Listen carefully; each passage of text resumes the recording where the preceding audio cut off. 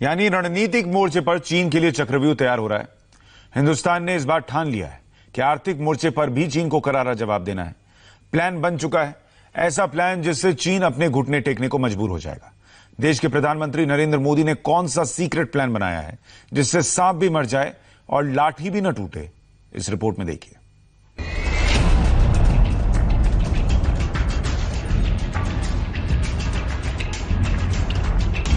मैं देश को भरोसा दिलाना चाहता हूं,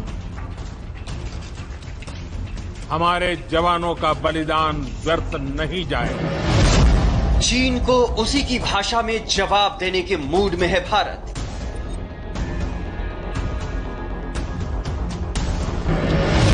एलएसी पर झड़प के बाद चीनी संचार उपकरणों पर लगाई रोक।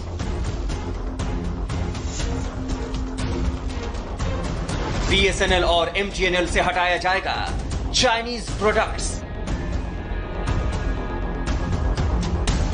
बड़ी पुरानी कहावत है, जैसे को तैसा। भारत चीन के खिलाफ इसी रणनीति के मूड में है। एलएसी पर चीन के धोखे का जवाब कैसे दिया जाएगा, ये तो भविष्य बताएगा। लेकिन आर्थिक स्तर पर भारत चीन की कमर तोड़ने के मूड में आ गया है और देश की जनता भी इसी मूड में है।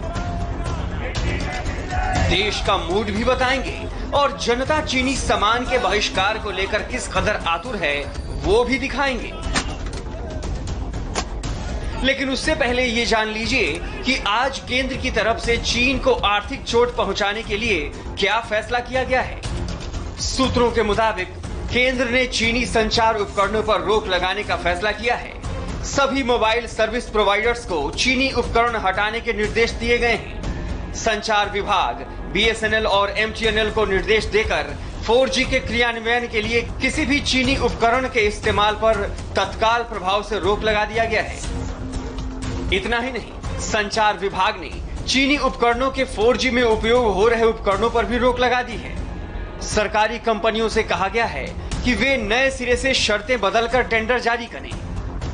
टेंडर की शर्तों को इस तरह तय किया जाए जिससे चीनी कंपनियां या तो बाहर हो जाएं या टेंडर में चीनी कंपनियां हिस्सा ही न ले पाएं। साथ ही प्राइवेट संस्थाओं को भी ऐसे ही निर्देश दिए गए हैं। सभी प्राइवेट मोबाइल सर्विस प्रोवाइडर्स को चीनी उपकरणों को तुरंत सेवा से बाहर करने और नए चीनी उपकरणों के इस्तेमाल पर रोक लगाने के निर्देश दिए जाएंगे। चीनी कंपनियों के संचार उपकरणों को सुरक्षा के मद्देनजर खतरनाक बताया जा रहा है।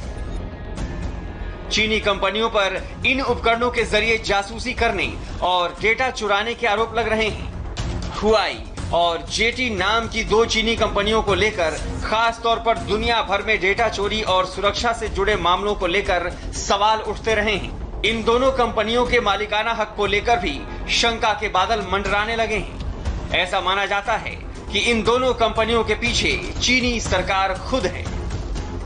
आपको बता दें कि पीएम मोदी ने साफ साफ लहजे में चीन के लिए बहुत बड़ी बात कही है। उन्होंने कहा है कि पड़ोसी अगर पड़ोसी धर्म भूल जाए तो उसे रास्ते पर लाना भी भारत जानता है। हमने हमेशा से ही अपने पड़ोसियों के साथ एक कोऑपरेटिव और फ्रेंडली तरीके से मिलकर काम किया है। हमेशा उनके विकास और कल्याण की कामना की है।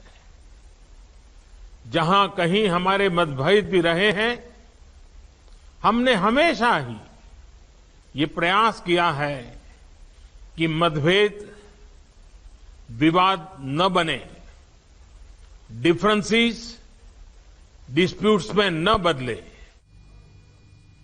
और फिलहाल हम एक छोटे से ब्रेक ले रुक रहे हैं। ब्रेक के उस पार आपको बताएंगे अमेरिका ने भारत को क्यों बधाई दी।